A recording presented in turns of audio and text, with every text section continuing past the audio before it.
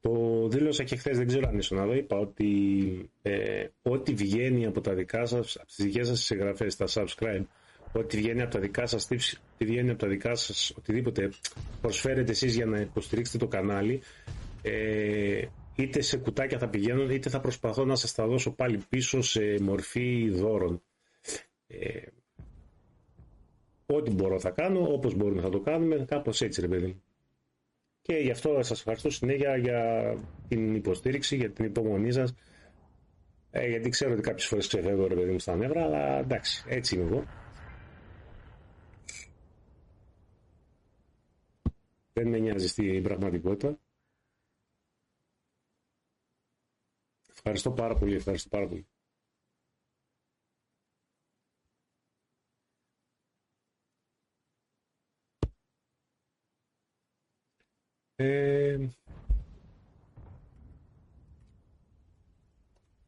Να βρούμε ένα δεύτερο άλλο να παίζουμε μέχρι να τελειώνει αυτό.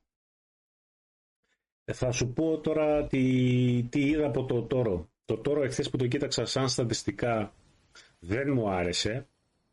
Χθες σαν στατιστικά και ίσως εάν περάσει η περίοδος χάριτος να πιάσει τα στατιστικά του και να μην μας αρέσει. Αλλά έχω κάνει 15 μάχες και έχω βγάλει 644 χιλιάρικα. Ναι μεν υπάρχει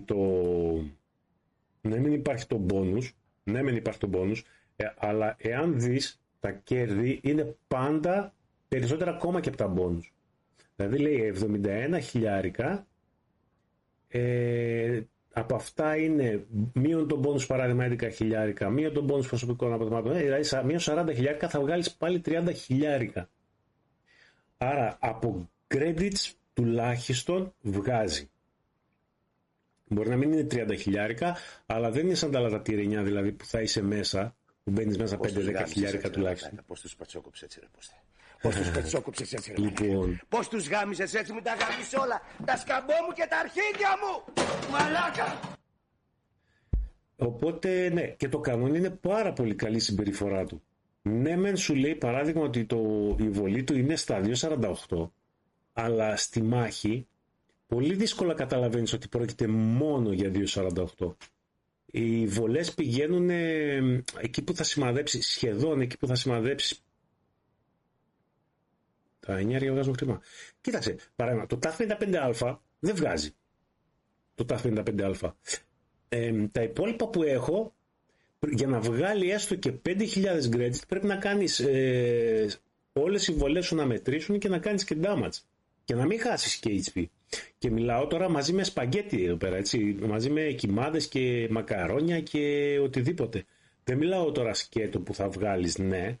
Μιλάμε ότι τρέχουμε και τα αναλώσιμα μαζί. Και βγάλαμε 30 χιλιάρικα, όχι 70 είναι τα μπόνους. Βγάλαμε 30 χιλιάρικα μαζί με το όγκυμα.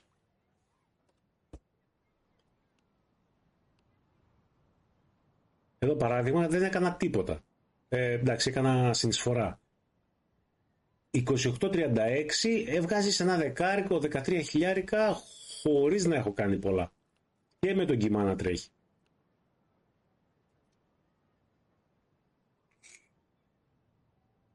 Σκέτα τα παίζεις.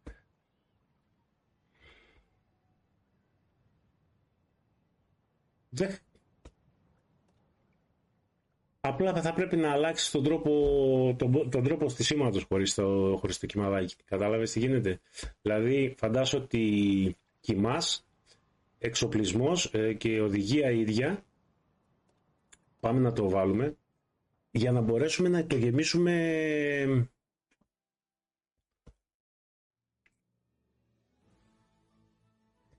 Με το συγκεκριμένο λες ότι θα βγάλω λιγότερα, αλλά θα βγάλω. Ακόμα και με το κυμαδάκι.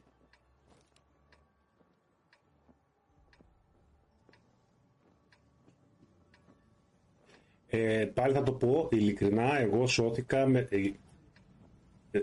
χωρίς να κοροϊδεύω αυτή τη στιγμή, σώθηκα με το Wood Plus. Πολλοί το κοροϊδεύουν το Wood Plus, εγώ σώθηκα με το Wood Plus.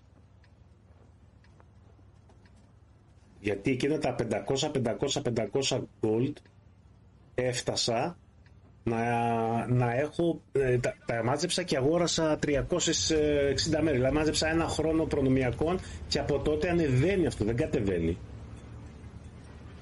Και το δωράκι το TS54 που ακόμα και αν δεν παίξεις καλά θα σου δώσει credits, και τα credits και τα maps που μπορείς να μπλοκάρεις, γιατί είναι αηδία κάποια maps και τα μπλοκάρεις. Εγώ από εκεί σώθηκα, να πω την αλήθεια, και δεν έχω δώσει λεφτά για προνομιακό από τότε εγώ.